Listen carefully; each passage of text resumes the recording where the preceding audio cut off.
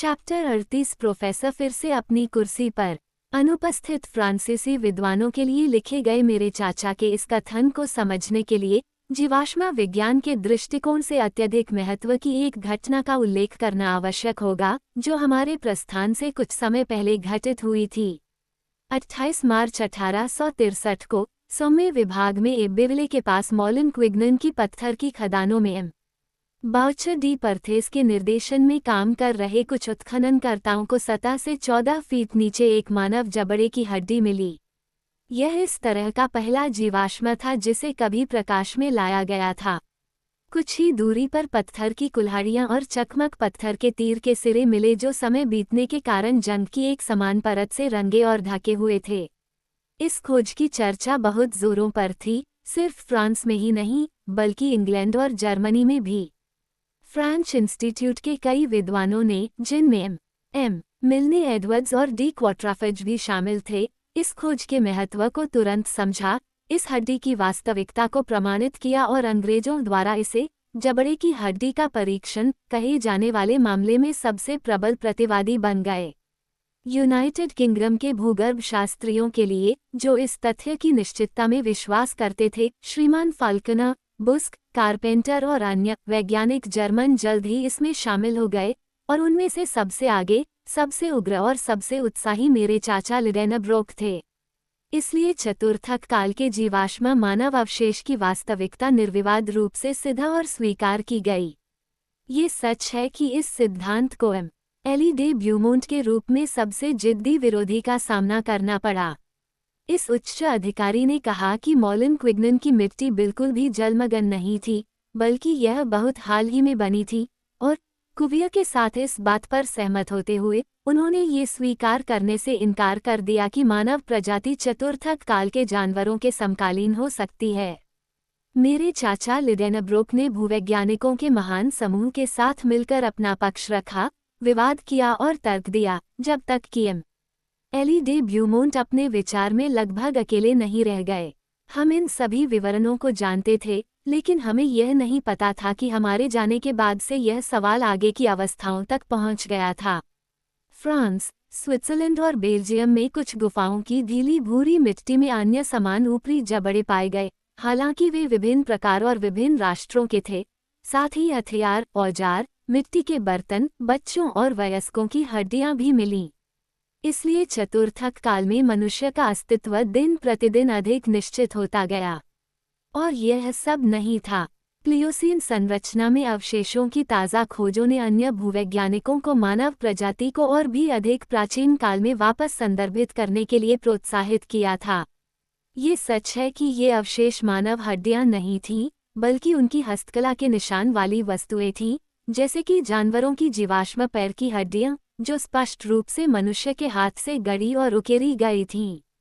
इस प्रकार, एक सीमा पर, मनुष्य के अस्तित्व का अभिलेख अतीत के युगों के इतिहास में बहुत पीछे चला गया।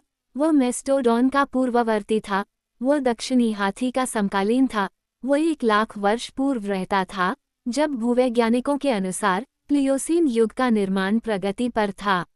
उस समय जीवाश्म विज्ञान की स्थिति ऐसी थी, और हम इसके बारे में जो कुछ जानते थे, वह इस अद्भुत गोलगोथा की उपस्थिति में हमारे व्यवहार को समझाने के लिए पर्याप्त था।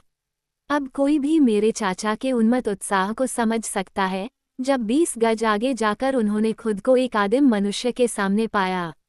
यह एक बिल्कुल पहचाने जाने योग्य मानव शरीर था। क्या बोर्डो में सेंट मिशेल कब्रिस्तान की तरह किसी विशेष मिट्टी ने इसे इतने युगों तक इस तरह संरक्षित रखा था? ऐसा हो सकता है, लेकिन ये सूखा हुआ शव, जिसकी चर्मपत्र जैसी त्वचा हड्डियों के ढांचे पर कसकर खींची गई थी, अंग अभी भी अपने आकार को बनाए हुए थे, स्वस्थ दांत, प्रचुर बाल, और उंगलियों और पैरों के नाखून भयावह लंबाई के थे। ये सूखी हुई मम्मी हमें चौंका रही थी, क्योंकि यह अनगिनत युगों पहले जैसी ही दिख रही थी। मैं दूर की इस प्राचीन प्रेत के सामने मूक खड़ा था। मेरे चाचा, जो आमतौर पर बहुत बातूनी थे, भी इसी तरह मूक हो गए। हमने शव को उठाया, हमने इसे एक चट्टान के सामने खड़ा किया। ऐसा लग रहा था कि यह अपनी खाली कक्षाओं से हमें घूर रहा है। हमने अपनी अंगुलियों से उसके खोखले शरीर को टटोला। कुछ पलों की चुप्पी के बाद प्रोफेसर फिर से अपने स्वभाव में आ गए। ओटो लिडेनब्रुक ने अपने स्वभाव के आगे झुकते हुए हमारी घटनापूर्ण यात्रा की सभी परिस्थितियों को भूल गए कि हम कहाँ खड़े थे, भूल गए कि वो गुफा जिसमें हम थे। इसमें कोई संदेह नहीं कि वह फिर से अपने जोहानम में वापस चले गए थे, अपने विद्यार्थियों को कुछ बता रहे थे, क्योंकि उन्होंने अपने विद्वान होने का दिखावा किया था, और एक काल्पनिक श्रोता को संबोधित करते हुए उन्होंने इस प्रकार कहा, सज्जनों, मुझे आपको चतुर्थक या उत्तर तृतीयक प्रणाली के एक व्यक्ति से मिलवाने का सम्मान मिला है। प्रख्यात भूगर्भ शास्त्रियों ने उसके अस्तित्व को नकार दिया है, अन्य कम प्रख्यात लोगों ने भी इसकी पुष्टि की है। जीवाश्म विज्ञान के सेंट थॉमस, यदि वे यहाँ होते तो शायद उसे छू पाते और अपनी गलती स्वीकार करने के लिए बाध्य होते। मैं अच्छी तरह से जानता हूँ कि विज्ञान को इस तरह की खोजों के साथ सावधान रहना चाहिए। मैं जानता हूँ कि बानम जैसे पूंजी उद्यमी व्यक्तियों ने जीवाश्म मनुष्यों से क्या बनाया है। मैंने अजाक्स के घुटने की हड्डी की कहानी सुनी है, ओरेस्टेस का नकली शरीर जिसे स्पार्टन्स द्वारा पाया गया था, और एस्टेरियस के 10 हाथ लंबे शरीर के बारे में, जिसके बारे में पॉसनीस ने बात की है। मैंने 14वीं शताब्दी में पाए गए ट्रापानी के कंकाल की रिपोर्ट पढ़ी है, और जिसे उस समय पॉलीफेमस के रूप में पहचाना गया था, और 16वीं शताब्दी में पलेर्मो के पास खुदाई में मिले विशालकाय का इतिहास। सज्जनों, आप भी मेरी तरह जानते हैं कि 1577 में ल्यूसन में उन विशाल हड्डियों का विश्लेषण किया गया था, जिनके बारे में प्रसिद्ध डॉक्टर फेलिक्स प्लेटर ने पुष्टि की थी कि वे 19 फीट ऊंचे विशालकाय व्यक्ति की हड्डियां हैं। मैंने कैसिनियन के ग्रंथों और गौल के आक्रमणकारी ट्यूटोबोचस के कंकाल के संबंध में प्रकाशित सभी संस्मरणों, पुस्तिकाओं, उत्तरों और प्रत्युत्तरों को पढ़ा है, जिसे 1613 में डॉफिन में एक रेत के गड्ढे से खोदा गया था। 18वीं शताब्दी में मैं पीटर कैम्पेट के खिलाफ शिवचा के पूर्व एडामाइट आदमी के लिए खड़ा होता। मैंने गिगन नामक एक लेख पढ़ा है। यहाँ मेरे चाचा को अपनी दुर्भाग्यपूर्ण दुर्बलता का सामना करना पड़ा, वो ये कि वे सार्वजनिक रूप से कठोर शब्दों का उच्चारण करने में असमर्थ थे। गिगन नामक पुस्तिका, वह आगे नहीं बढ़ सका। गिगाटेओ, ऐसा नहीं किया जाना था। अशुभ शब्द मुंह से नहीं निकलता। जोहन्नम में हंसी होती। गिगेंटोस्टियोलॉजी, अंततः प्रोफेसर ने 2 शब्दों के बीच में कहा, जिसे मैं यहाँ दर्ज नहीं करूँगा। फिर नए जोश और बड़ी उत्साह के साथ आगे बढ़ते हुए, हाँ सज्जनों, मैं ये सब बातें जानता हूँ और भी बहुत कुछ। मैं जानता हूँ कि कुवियर और ब्लूमेनबेक ने इन हड्डियों में मैमथ और तृतीयक काल के बाद के अन्य स्तनधारियों की हड्डियों से ज्यादा उल्लेखनीय कुछ नहीं पाया है। लेकिन इस नमूने की मौजूदगी में संदेह करना विज्ञान का अपमान होगा। वहाँ शरीर खड़ा है, आप इसे देख सकते हैं, छू सकते हैं। ये सिर्फ कंकाल नहीं है, यह एक संपूर्ण शरीर है, जिसे पूरी तरह से मानवशास्त्रीय उद्देश्य और उद्देश्य के लिए संरक्षित किया गया है। मैं इतना अच्छा था कि मैंने इस चौंकाने वाले दावे का खंडन नहीं किया। अगर मैं इसे सल्फ्यूरिक एसिड के घोल में धो सकता, मेरे चाचा ने कहा, तो मैं इसे सभी मिट्टी के कणों और उस पर जमी हुई सीपियों से साफ कर सकता हूँ। लेकिन मेरे पास वह मूल्यवान विलायक नहीं है। फिर भी, जैसा कि यह है, शरीर हमें अपनी अद्भुत कहानी बताएगा। यहाँ प्रोफेसर ने जीवाश्म कंकाल को पकड़ लिया और एक कुशल कलाकार की कुशलता के साथ उसे संभाला। आप देख रहे हैं, उन्होंने कहा, ये 6 फीट लंबा नहीं है, और हम अभी भी दिग्गजों की कथित जाति से एक लंबे अंतराल से अलग हैं। जिस परिवार से यह संबंधित है, वह स्पष्ट रूप से कोकेशियान है।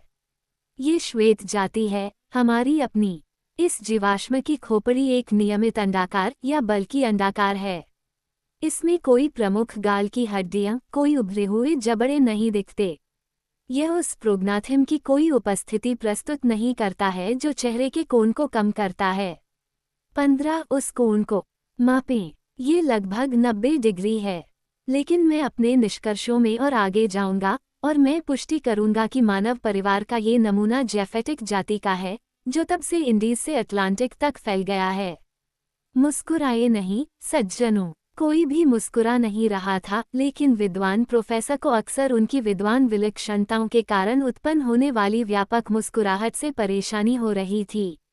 हाँ, उन्होंने उत्साहपूर्वक कहा, यह एक जीवाश्म मनुष्य है, मिस्टर का समकालीन, जिसके अवशेष इस रंगभूमि को भरते हैं। लेकिन अगर आप मुझसे पूछे कि वो वहाँ कैसे आया, जिस पर वह लेटा था, वह कैसे इस विशाल खोखले में फिसल गया, तो मैं स्वीकार करता हूँ कि मैं उस प्रश्न का उत्तर नहीं दे सकता। निस्संदेह तृतीयक काल के बाद भी पृथ्वी की पपड़ी में काफ़ी हलचलें हो रही थीं। ग्लोब के लंबे समय तक ठंडा होने से खाई, दरारें और दोष उत्पन्न हुए, जिनमें, बहुत संभव है, ऊपरी पृथ्वी के हिस्से गिर गए हों। मैं कोई जल्दबाजी में दावा नहीं करता, लेकिन वहाँ एक आदमी है जो अपने कामों, कुल्हाड़ियों, चकमक तीरों से घिरा हुआ है, जो पाषाण युग की विशेषताएं हैं। और जब तक वह यहाँ नहीं आया, मेरी तरह, एक पर्यटक के रूप में और विज्ञान के अग्रणी के रूप में, मैं उसके दूर के मूल की प्रामाणिकता पर कोई संदेह नहीं कर सकता। प्रोफेसर ने बोलना बंद कर दिया और दर्शकों ने जोरदार तालियां बजाईं। बेशक मेरे चाचा सही थे और उनके भतीजे से ज्यादा समझदार लोगों को उनके बयानों का खंडन करने में थोड़ी परेशानी होती। एक और उल्लेखनीय बात, इस विशाल कब्रगाह में ये जीवाश्म शरीर ही एकमात्र नहीं था। इस नश्वर धूल के बीच हर कदम पर हमें अन्य शरीर मिले, और मेरे चाचा ने संदेहियों की अविश्वास को नष्ट करने के लिए इन नमूनों में से सबसे अधिक उत्सुकतापूर्ण का चयन किया। वास्तव में यह एक अद्भुत दृश्य था कि मनुष्य और जानवरों की ये पीढ़ियां एक ही कब्रिस्तान में मिल गई थीं। फिर एक बहुत गंभीर प्रश्न उठा, जिसका उत्तर देने का साहस हम शायद ही कर पाए। क्या वे सभी जीव धरती की पपड़ी में एक बड़ी दरार से फिसलकर लिडेनब्रॉक समुद्र के किनारे पर आ गए थे, जब वे मर चुके थे और धूल में बदल रहे थे, या वे इस भूमिगत दुनिया में झूठे आकाश के नीचे रहते थे, बड़े हुए और मर गए, ठीक वैसे ही जैसे ऊपरी धरती के निवासी रहते हैं। अब तक हमने केवल समुद्री राक्षस और मछलियां ही जीवित देखी थीं।